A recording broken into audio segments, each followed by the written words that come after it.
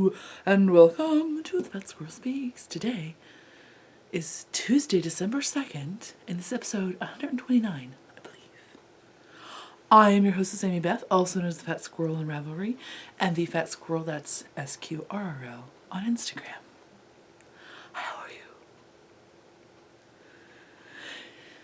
I haven't said this in a long time. Thank you so much for writing iTunes reviews. That was the correct word that I used there. It's the correct verb. It is much appreciated. What else? Is that all the... I think that's all the stuff. Did you have a good holiday weekend if you're in the U.S.? If you didn't or not in the U.S., I hope you had a good weekend. I feel like I'm tilted. Am I tilted? Can you tell that I'm tilted? Am I super tilted or just is in my head? It's in my head a little bit. I'm just adjusting. Is that better? I think it's exactly the same as it was. I feel like I tried to take action. So, today's episode will have knitting. It'll have shameless self-promotion. And it'll have board game show and tell for the younger crowd. So last week I talked about a few games. This week I'm going to try to, you know what, I should have gone through and actually specifically looked at ages, but I think I'm going to try to do 6 and under games. Like, so the age starts at 6 and under, or that like we played it at 6 and under. So I'll try to do some of the games for the younger set today. And if you are at all interested in board games, there is a thread on the Ravelry group right now, in the Ravelry group, that has board game suggestions, and some lovely people have chimed in with their suggestions. So yay them. Go, group participation, woohoo! I'm so cold, so if you see me doing this a lot, it's because I had to put on my hobo fire so that I could podcast.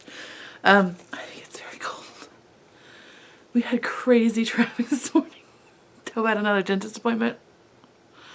They had to put some like metal thing in her face. It's all crazy. But she's fine. She's a little uncomfortable today. So we may hear her come down. I'm a little concerned. We just put her to bed. I just put her to bed. So I'm a little concerned that she may come down in a few minutes. So if it stops, just be prepared. But so anyway, so they had to put a metal thing in her face. That sounds a lot worse than it is, but so we were driving there, and like there was just insane. Like her appointment's like 10:30 on a Tuesday. I'm like, oh, I'll allow the exact amount of time it takes to get there, plus like a 10-minute buffer to get in and blah blah blah. Because it's 10:30 in the morning on a Tuesday. Except we had a little bit of freezing rain, and it was crazy.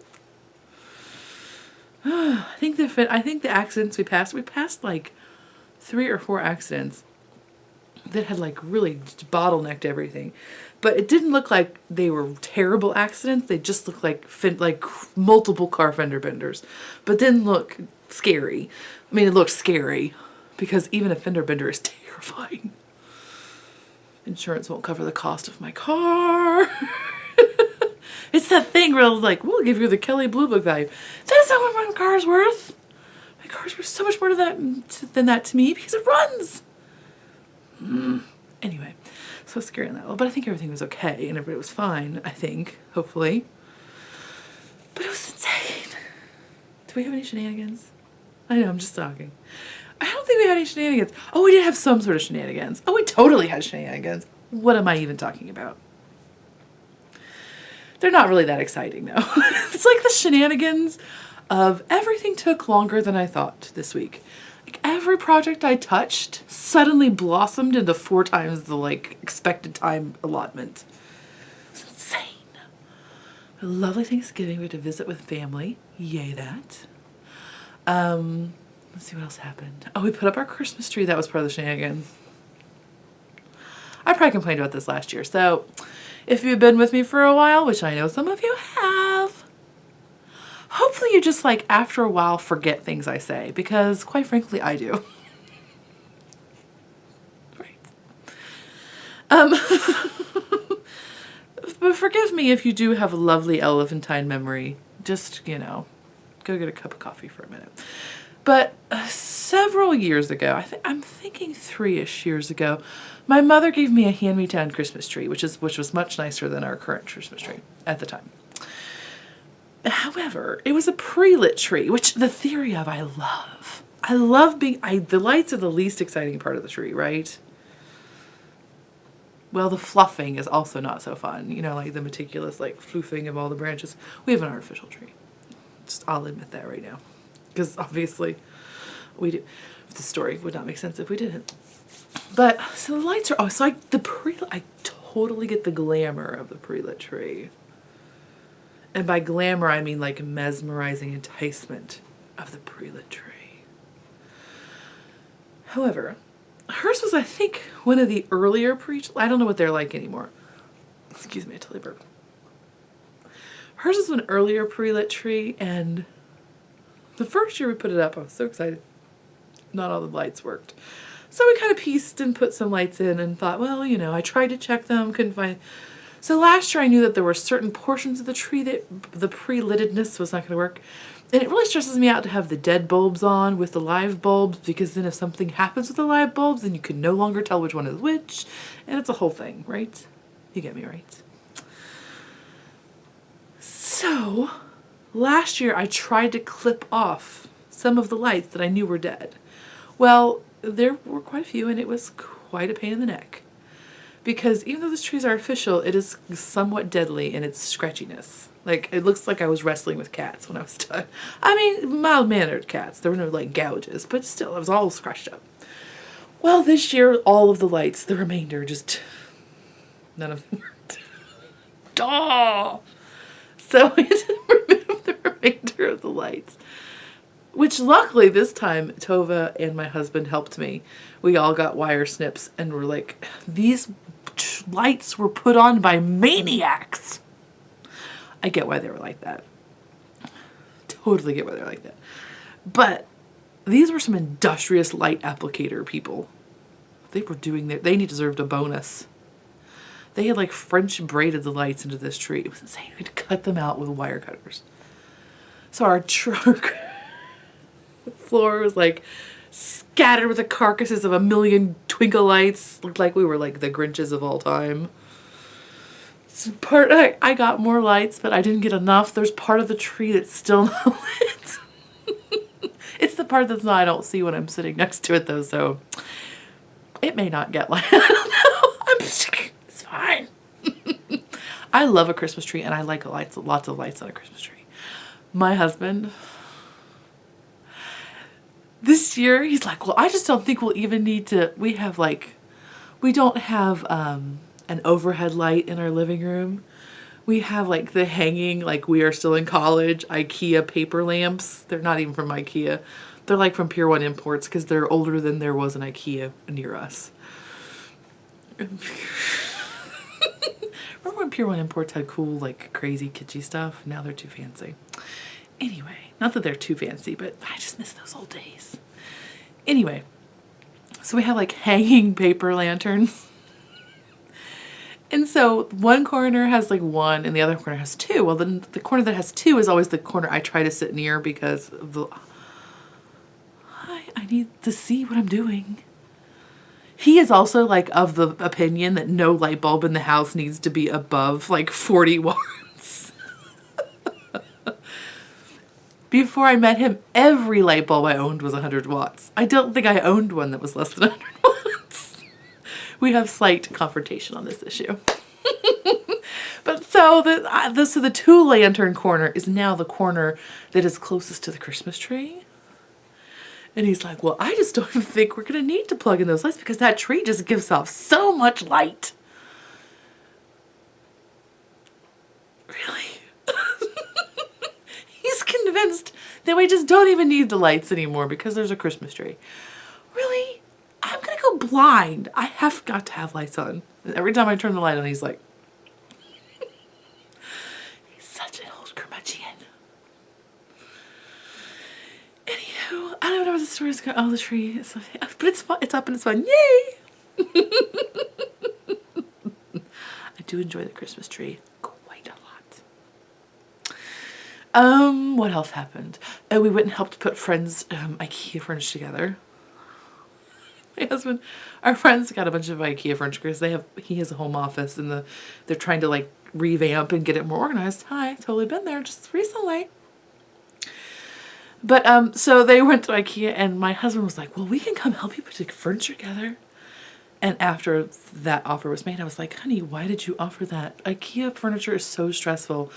It is really something you want to go through in private. At least I do. Like when I'm trying to figure something out, I don't want another party looking in. You know what I mean? It's bad enough. I'm like, I don't even want to do it in the same room as my husband. I'm like, you do your project in here. I'm going to go in that room and do my project. Because I don't need you looking at me and asking me what I'm doing. Because things are not going to go well if you do. So after he offered, I'm like, why did you offer that? I'm amazed that we put together IKEA furniture and still married. Like, why would we put extra stress on our friends? Well, ultimately they did call and say, yes, please come help us. Because they had also like ripped up carpet and like they had like a whole weekend of crazy projects. So they were like, yes, actually do please come help us. Because we do not want to be up till 2 o'clock in the morning putting this furniture together. So we went and helped them. And that was filled with excitement. I do like to put together IKEA furniture. I do. We did not have enough screwdrivers. We were all sharing a screw. Like we had 2 of the correct screwdrivers. That was stupid on my part. I should have brought my own screwdriver. What was wrong with me? I wasn't thinking. Well, I was thinking they had shelves to put together, which you don't need a screwdriver for, but then they had like doors and drawers, which you do. Should have brought my own screwdriver. But we're still friends. So that's good. That went well. But that's all the shenanigans. Sorry, they weren't like shenanigans. They're just like shenanigans. So let's talk about knitting and spinning, shall we? Not spinning, just knitting. Only knitting. What is happening with this? I'm totally getting... I never had... something happened this year. Suddenly, this is all much looser than it used to be. I never had the waddle before. Suddenly, I'm losing firmness. It's really only been like the last 2 months I've been like... What's going on there? Oh well. Aside, I have finished knitting. Bye-bye. The first thing I have, there's like all sorts of craziness here. This is the stack of board games in my Homer Center. It's just gonna be show and tell. I finished my Lollipop Yarns socks. This one's falling off the Hootenanny. This is her beefcake base in the, oh, I'm so sorry. It's like Whiskey Bit and Hellbound or something like that. I think that's it. So it has heels and toes. So this is her beefcake base, which is like sport weight. I totally love it. I haven't worn them yet, but I very much enjoyed knitting it. So yeah, I got those done. This one's like going to fall off the blocker. Yay. Aren't they pretty? That Lollipop here. She doesn't have an update till the next year. What will we all do? Because Lord knows I don't have enough sock yarn to make it through the end of this year, let alone the next 5. Okay, so the next thing I have to show you, which I'm probably going to wear because I'm freezing. I hadn't finished my Foolproof cowl. So this is the Foolproof by Louise Zasbaum, I think. Did you notice I artfully covered my mouth? It's in the show notes, shush. And this is in the Woolen Rabbits Emma, Pumpkin Patch, I think. And then Skein DK. So these are both DK. I did not block it because I'll be honest with you, I really like how it is right now and I kind of don't want to block it. So I may not block it. So, the babushka. Oh my gosh, I'm totally listening to, whoa. I just flattened it up. I'm totally listening to, what is it called? I just started listening to it. Anyway, it's written like in the early 17th century in like Hungaria, kind of Hungaria.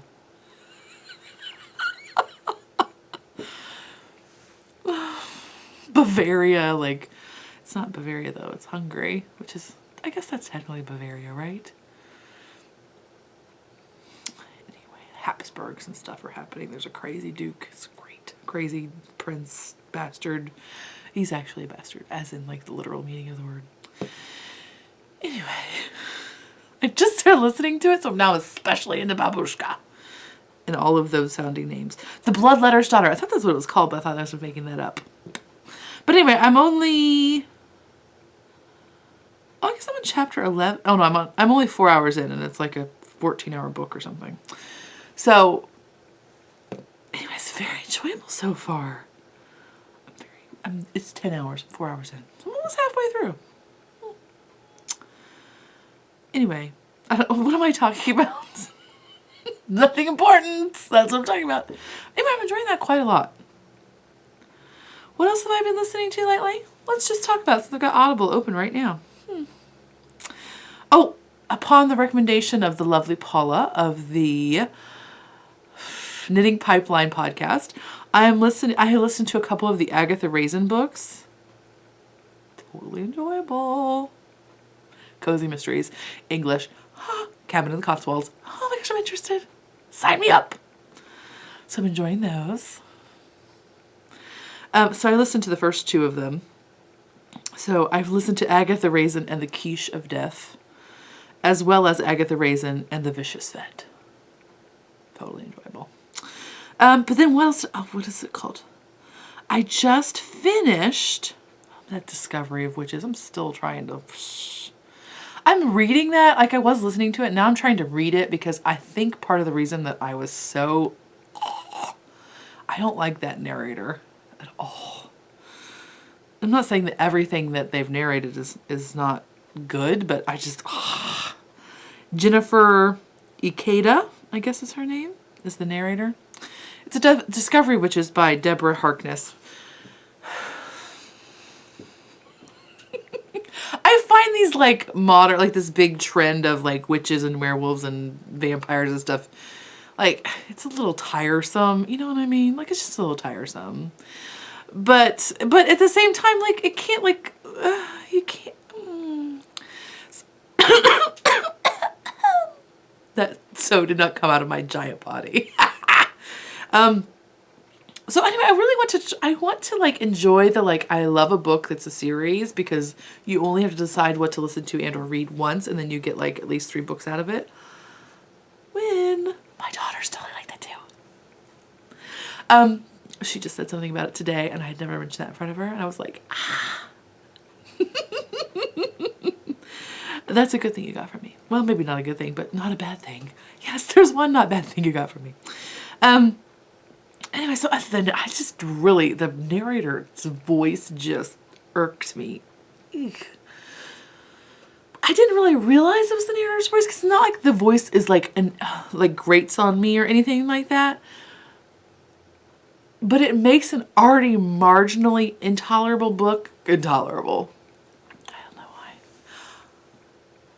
That is to say that I am not an author and could never write a book as good as The Discovery Witches. So I'm not trying to like judge this author or anything. It's just not my cup of tea. I'm not better than it. It's just, But so I just finished, I'm trying to find the author and I can't find it. Where is it? I know I'm totally failing you, aren't I? Oh, I did also just finish another Laurie King book. Those are the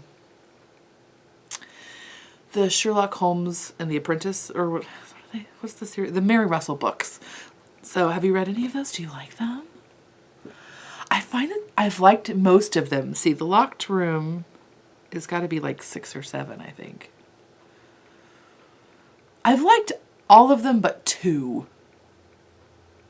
The Monstrous Regiment of Women I did not really care for that much. It was okay. I just didn't care for it that much. And then one I just didn't even read, which I can't remember now. It was the one of them where they were in Jerusalem, I think. Anyway, those are very enjoyable. Mary Russell's mysteries, and they're by Laurie King. They're very enjoyable. But there it is. I couldn't find the author. I just finished listening to The Book of Strange New Things by Michael Faber, narrated by Josh Cohen. I really enjoyed it. Have you ever read The Sparrow? It's really, I mean, it's like, it's one of those books where the plot is so unusual that you get an immediate, like, it's like this book, even though it's really not like that. I mean, it's just that the plot is so strange that it has a similar plot. It's Christian missionary to another planet. Now that sounds ridiculous, right? Like you're like, oh, are there blue people? Like it sounds silly and like trite when you say it, like because that does sound silly and trite, but it was actually quite good, very enjoyable.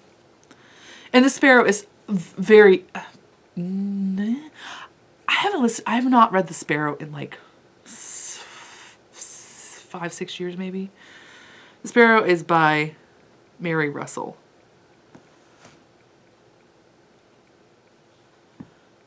That's a weird coincidence. Right? Did you? Because I was just talking about the Mary Russell. Did I make that up? Her name is Mary Russell. Very strange. Anyway, no, I didn't want to actually start it.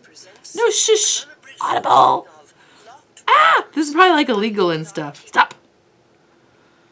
I finished Locked Rooms by Lori R. King, which was very good. That's so weird. That's a weird coincidence. So The Sparrow is by Mary Russell. Also about a missionary who goes to another planet. Or a missionary on another planet. Oh. But anyway, so the book of Strange New Things. I very much enjoyed it. I'm trying to think if there's anything that I've read recently that I have not enjoyed. The Stupid Discovery Witches, that's one of them. Oh, I also finished Dark Places by Gillian Flynn. That was good. That has like, do you remember in the 80s where devil worship was like the thing? Remember, like it was the cause of all crime was somehow devil worship.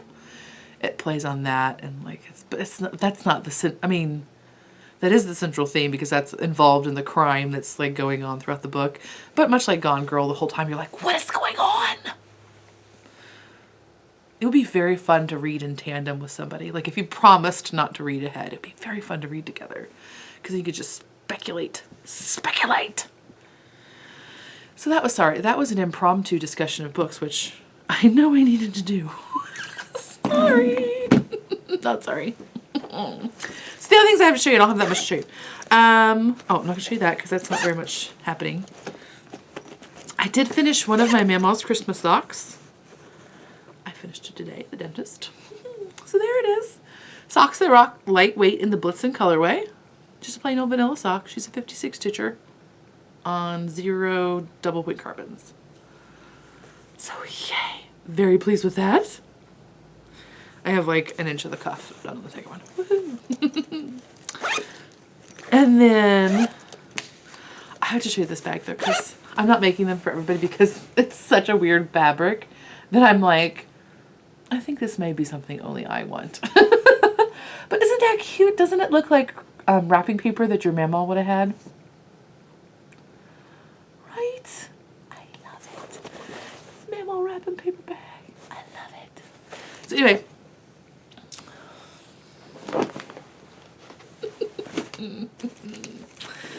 Okay, so the next thing I'm going to show you is just very briefly. I am knitting one of the Fiber Trends felted clogs. Well, I'm knitting a pair of them. And I'm knitting them with Patton's Classic Wool in the worsted, dark gray mix, and red. I don't know what the red one's called. The band's off. It's red. Joann's. And so I have one slipper done. I don't have the, I only, they're double soled, which is one of the things I really like about this pattern is that they are double soled. It makes them much more durable. I ordered leather patches this year too. I've never done that before. We'll try it out this year. So there's the, I am a women's 11, men's 9. This will fit my foot eventually. Or I could just wear it as a giant oven mitt. You know, whatever. How we're going to do things. So yay, that I'm knitting that on US 13s. It's one of the rare occasions I get to use these giant needles from my ChiaoGoo red lace twist thing. you use the yarn held doubled. So it's worsted weight doubled. And then you pull the pants off of them. And then that is all. I'm sorry if you hear a little wheeze. Suddenly I have a little wheeze. So that is all the knitting and spinning. Next, I will briefly do shameless self-promotion. And then I'll do games. So if you want to fast forward, go ahead. But that's okay. Whatever. So there will be an update December 5th. Friday, December 5th at 9 p.m. Eastern. And then there will be another update, I'm thinking the following Wednesday. But I'll tell you about this update first. The next update, just trust me, check on the blog if you like my bags. If you like gnomes, check the following Wednesday. If it's not up, I'll have a note about when it should be up, but I think I'm going to get them up Wednesday. Those are not Christmas or any kind of winter holiday bags. They're just winter bags. So I feel like it's okay if I wait just a little bit longer to get those done. That said, only one of the bags that's going to be in this update actually has the word Christmas on it. The other ones, again, I feel like are just general winter themed. So I feel like, you know, I stress a little bit about having them up so late because I know you want to enjoy them before the holidays. But these I think you can continue to use. And even though one of them does say Christmas, I'm going to use mine for all of winter because I love it. Okay? Okay. So there will be 2 sock bags in this update. I don't have handles on everything because I'm just not that far ahead yet. So this is the first one. You get the lovely snowing trees with the accents of red. And of course you need a red zipper. Hello. I love a reason to use a red zipper, quite frankly. And the inside is just nice snowflakes. So that's sock only. And then the coordinate of that one is this. And this will be available in sweater only because it is a rather large print. And I wanted you people to enjoy so much of it. So it has lovely sleigh, a sled, and mushrooms. Not realistic, but enjoyable all the same. So there's that. It's a sweater size. And then there's this one that's only going to be in a sock size. Hello, cupcakes. Can I discuss that insane chocolate cupcake craving the entire time I was sewing these? It's quite a lot of chocolate cupcakes. And it has lovely candy cane insides. Ooh. And this is one of those weird ones that's like an optical illusion. I have trouble every time I look at it. I'm like, what's happening? But the candy cane is in the middle. But if you look at it the other way, then it just looks like weird swirly abstractness. I like that about it. And the coordinate of that one is cocoa. Yes. Ooh, such good cocoa. So we have Happy Cocoa with a pink zipper. Very exciting. And it just has the natural lining. And then the last, no, that's not true. So then there's this one. I was just enchanted by this fabric. It's kind of crazy. So we have a little deer and sweater. There's lots of squirrels happening. I don't know if you can see that. Maybe that's what drew it to me. But then it also has this house, which is what my mammal would call a pumpkin puss house, which is really what drew to me. Oh, pumpkin puss house. A pumpkin puss house. Apparently, a pumpkin puss was a cartoon character when she was young, like a comic character, like in the comics. Because she always whenever there's a house that has like a funny slanty roof, or is kind of like wobbledy-jawed. Do you know what that word is? Is that a regional word? I don't think so. But anyway, so anytime there's like an unusual little house that's crooked or funky, she calls it a pumpkin puss house. Isn't that cute? I was trying to look up pumpkin puss right now, but I don't see anything. I'm probably not doing it right. But anyway, so there's that with the pumpkin puss house. Yay! No, I just thought it was very cute. And then lastly is a new bag. Well, sort of.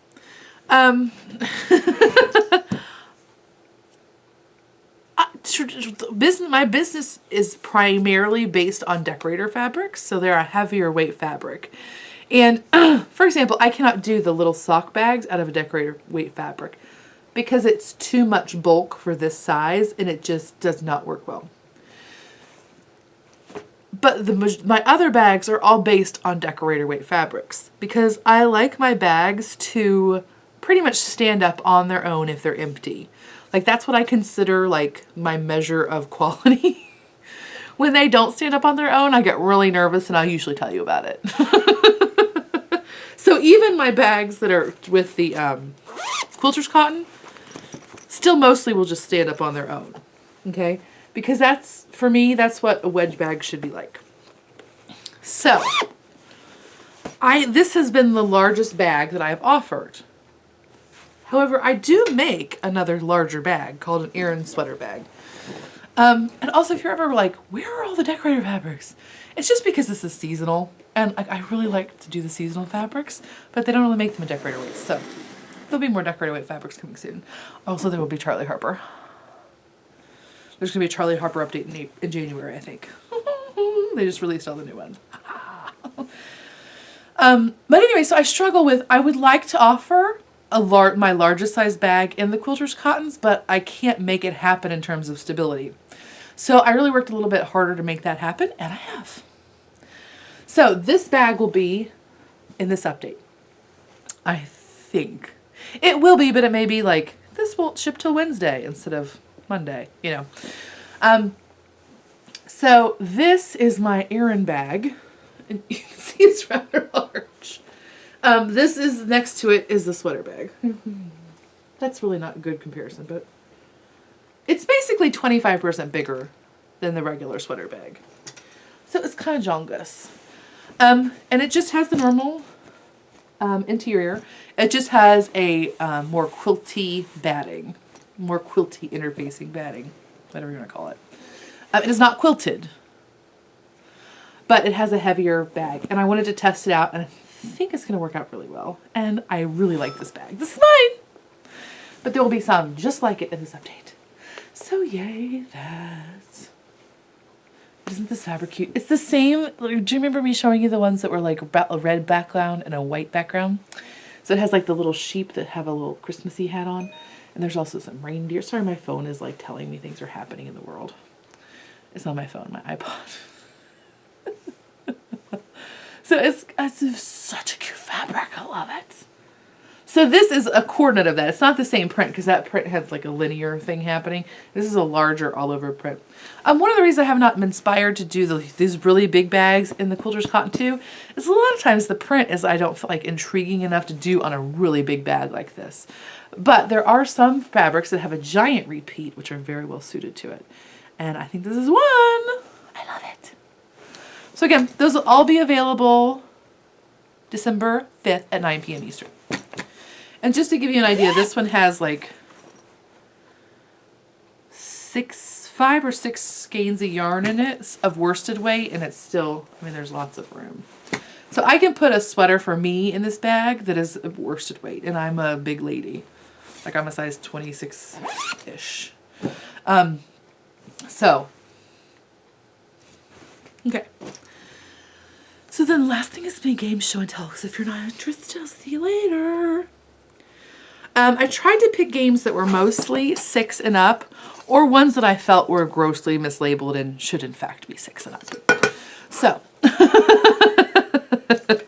I noticed there's a few that are like 7. There's one that's 8, but anyway, these are all games that Tova has played either since she was 5 or very close to it. Okay, and again, she plays lots of games, but she's got more experience than your average Joe. But I still think they're appropriate. Okay, so it's going to be show and tell. This is basically like go on Board Games Geek and get more information. But since a lot of people had positive response about Board Game Talk last time, thought I'd do it again. Time for the holiday gifting season. Okay, so I'm trying to figure out what to talk about first. We'll just talk about these because they're in my hand. We'll go smallest to largest. Clearly, right? This is a really great game. It's called Spot It. is put out by Blue Orange, and it comes in this cute little tin. It's a really simple little card game that involves cards that look like this. And there's several different ways to play the game that are given to you in the instructions, but we usually do the standard one, which is there's a card in the middle, and you have a card personally. And there's always going to be one object that's on this middle card. No, this is the middle. No, this is your card. Okay, this is yours. There's always going to be one card on your card that matches, one picture on your card that matches a picture on the middle card. Now this sounds deceptively easy, right? It's surprisingly difficult. There are times where you're really looking for like 45 seconds, like, I don't see it. I don't see it. I don't see it. So we'll just do a trial run right now. Can you find the matching? Yell it out. Yell it out loud. Do you see it? Do you see the matching one? Okay, do you notice it's taking me? I can't see it. See, this is what I'm talking about. It's deceptively easy. Surprisingly challenging. And this is a really great one because, oh, it's the eye. You saw it, didn't you? You're like, you poor simple woman. See, the eye is the same. But depending on how the card in the middle is rotated, and just, it's a really great game because a lot of time kids are better at it than we are. Because kids are often well, a lot of children are better at memory games. They're not necessarily better at strategy games, but they're more focused in the moment, I think, than a lot of us are. So like when we're playing this game, I'm always thinking like, okay, well, what do we need at the grocery store? And, oh, did I do that yet? And she's just all like, find the igloo. It's the igloo, you know. So this is a good one that kind of evens the playing field. Now, again, if you're really concentrating, it's not going to be even match. But again, most of us don't have that complete focus that a lot of kiddos do. So it's a good one. And so it involves a lot of yelling and slapping things, and that's a good one. And it's a good travel one. Also by the same company is this game called Ooga Booga, which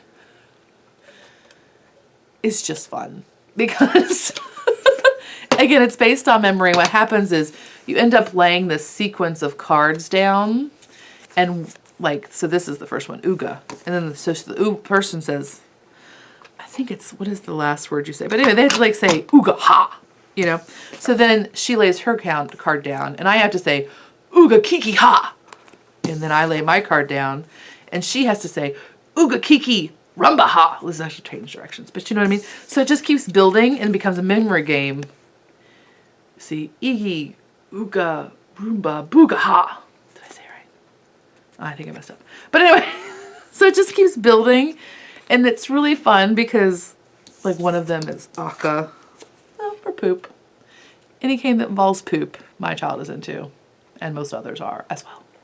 If they could somehow draw a fart on one of these cards, we would be even more interested. So anyway, so it's just fun because you're all like sounding ridiculous. And it's very festive. So, and I think those are like, in the $12 range, if I'm not mistaken. Wrong. So those are both by Blue Orange. The next ones are by Gamewright. Gamewright does a lot of great kids games. And I think they even have a few adult games. I think they do Forbidden Island, don't they? Am I making that up? But anyway, they're a great company. I shouldn't say they're a great company. They could totally be making all this out of baby seals, but they make good games. So this one is called Slamwich. It's another one that's kind of like a fast-paced slappy slap card game, but you have to make a sandwich. And so, like, we're not making a sandwich, but all the cards. Oh, I didn't bring over. Oh well, that's fine. All the cards look like sandwiches. Well, here's a robber, but sorry, ignore her. That happens later. But so there's egg and onion and tomato, and you're slapping down these cards, and if you get a match, like if you get egg on egg, then you get to call it, or if you get like onion, egg, onion, you get to call it and take the stack. So it's fun, and it's ages 6 and up. Oh, I forgot to mention, I think Spot It and Ooga Booga are both technically 7 and up, but I would say 6 is easy. They don't require any, well, I guess this one does kind of require reading of phonic units. But anyway, so these are both 7 and up. This one's 2 to 8. This one is technically 3 to 6, but you can just play it to be silly with 2. So Slamwich is 6 and up, and I'm trying to 2 to 6 players. 6 players would be kind of crazy, although it would be fun because it would be really crazy. Next one is Sleeping Queens. Now, Sleeping Queens is technically 8 and up, but we just played with modified rules. Like there's dragons and potions and stuff, and you can just take those out, and it just becomes like a little... Tova really liked it. I liked it. These specifically are games you can play with young children that you won't want to kill yourself after playing, because that's important.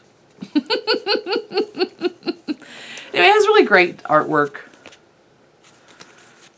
You can tell it's much love just worn around the edges. It's a Princess King game, and you're matching, and there's got some addition skills in it, which is important. That's a good one. But anyway, it's an attractive game. It's kind of a classic. It's not like especially dynamic or like wow, wow, wow, wow, but it was very much loved for a very long time in our household. So sleep. And it got an award. Tova always liked to point that out when she was younger. Look, this one got a medal. Yeah, I know. That was a good game. Okay. So this one I'll show you next. Oops. I lost the directions for Sandwich.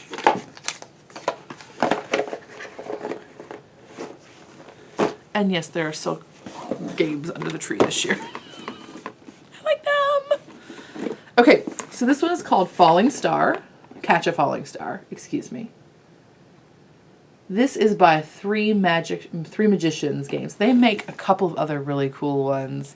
They make one that's like a labyrinth game, and I didn't show it to you because it's really not for the 6 and up. It's a little more challenging mentally. But anyways, they make beautiful games though. Beautiful. There's this one. There's one that's like a sorcerer one. But so this one is good for all ages, because it's basically like a balancing game. It is not, it doesn't require any reading. It doesn't require really much strategy at all. It's just like a fun little game, and it's really pretty, and it's fun to put together. And I'm trying to do really quick while we're talking together. So sometimes when you're an adult and you're playing games with kids, you know, sometimes even if the gameplay itself is not enough, if at least it's attractive to look at, you can get on board. You know what I mean? At least that's how I feel. You can participate in the aesthetics of it. So what happens is you each get several. So the board, see, so that it opens up. So this is how it works, right? You get these little poles, you put them in here. You get a little crossy bar with a magnet star. And then what you do is you have to replace the rays on the star.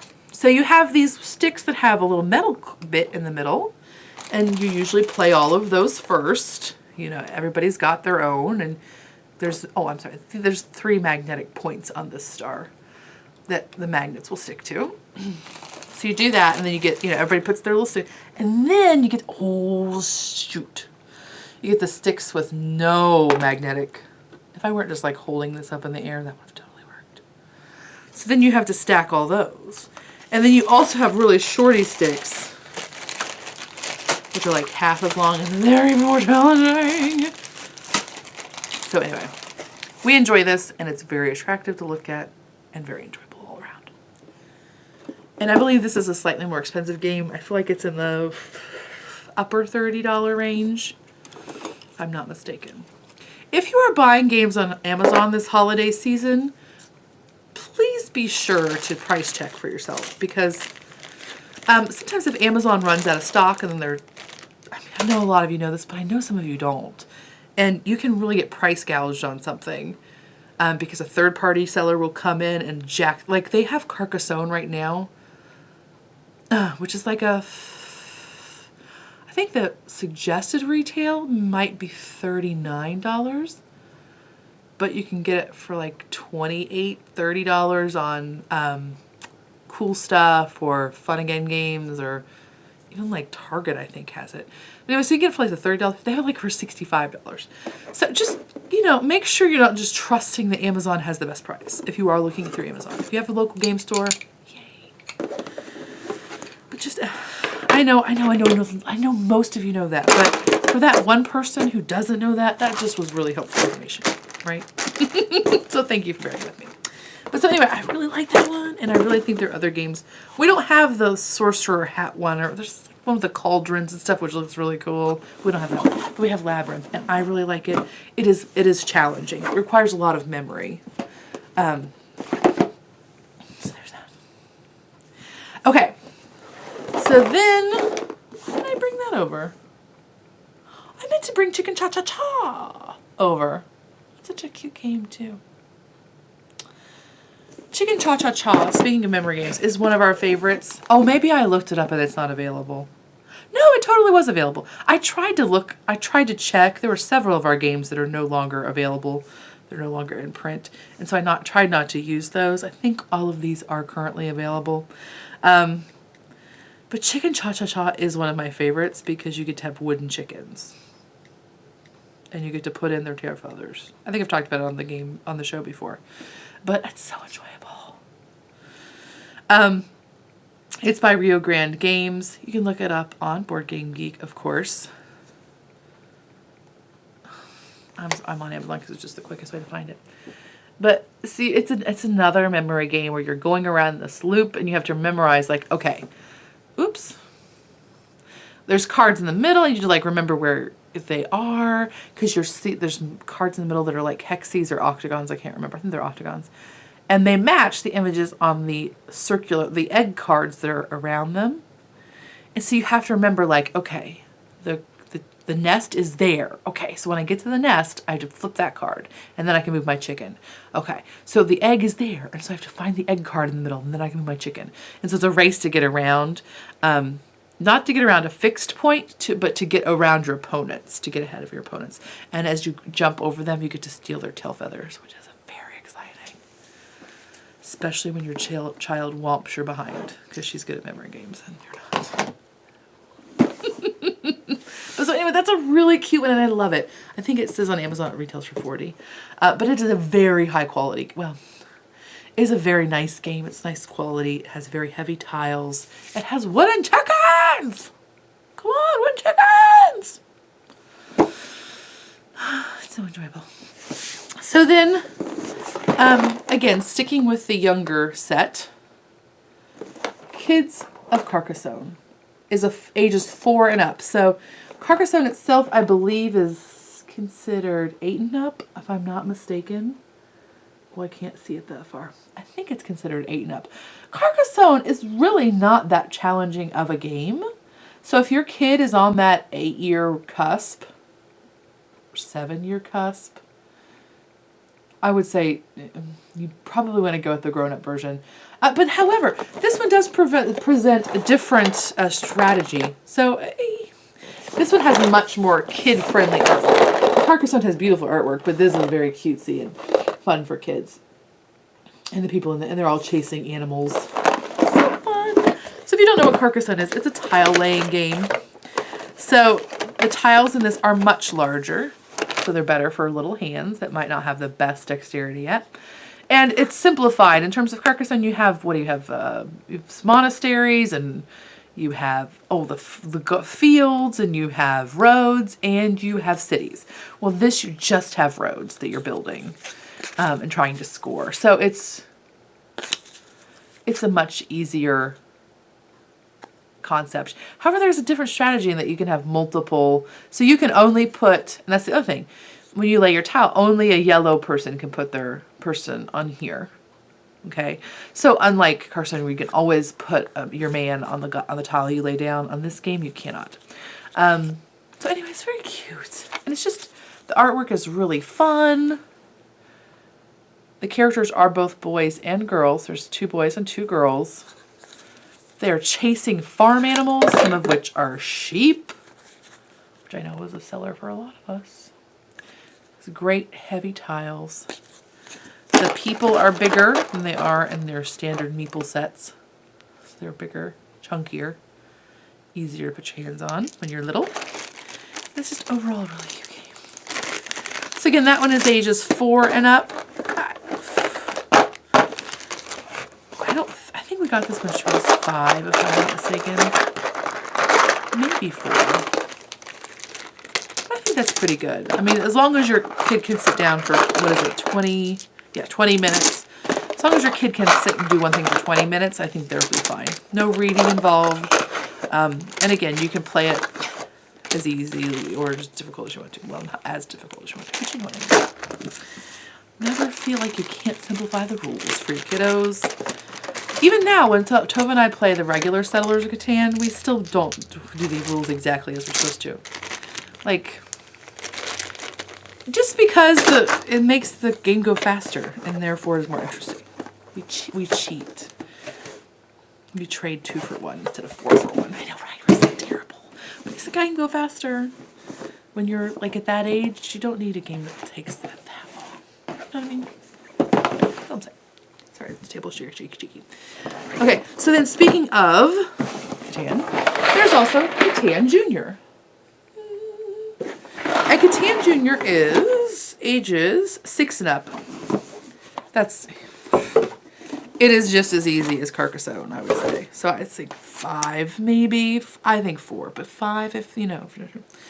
Anyway, it's very cute. And again, it's for 2 to 4 players. It has a different game board for 2 than it does for 3. But there's the game board. There's for more people playing. And so unlike Catan where you have your tiles different every time, these are fixed. So that does make the game a little bit more predictable for kids to play. And it also makes the playing field a little easier in terms of you don't have that one person who just got lucky and landed on, got their house on all the 6s. So it takes a lot of the strategy out of it, which is what little kids need. But they still get to gather resources and trade stuff in. Very exciting. There's a pirate involved who gets to steal stuff. Very exciting. Well, I think it's very exciting. Some of you were like, Snoozeville. But so yay. So again, the pirate, whatever. It's not really a pirate thing, but there is like a, island, castles, ships. So the difference is that these playing pieces are plastic, which is an obvious difference. But you get little ships. And you get little layers. And you're trading in things. I guess really you're like a piratey kind of person. But anyway, so you get goats. And you get sabers. And you get molasses. And you get timber. And then there are little, you can pay for cards, you can pay for development cards and things like that in other games. They have those as well. So it's a very fun game. It has, again, strategy is not completely gone because they still have to decide which direction to go, which resources they would need, things like that. But it's dialed way back. I don't think Catan has that much strategy, but you know what I mean. It's still simplified. And then this last one is one of my favorites. It was one of the ones I was really afraid of. It's called Viva Topo. And it's put out by Selecta Spiel Games. I'm sorry, that was the original developer. It's actually put out by Rio Grande. Sorry. Rio Grande Games. This is one of our family favorites. Because not only is it a super cute game, I'll show you the playing pieces. You get a cat. He's your nemesis. He's your villain. And you get mice. Look how cute they are. All wooden. And you get cheese. So your object of the game is you are a mouse. And you roll the dice. You're starting out at home. And you have to go round and round and round and get to Cheese Palace Land. And there are different, this place, the final has 4 cheeses. It has the big cheese. But then each space along has slightly less cheese. And you can escape at any point. If you're like, I can't take it anymore. You're like, oh my gosh. So this place only has 3 cheeses. Mm-hmm.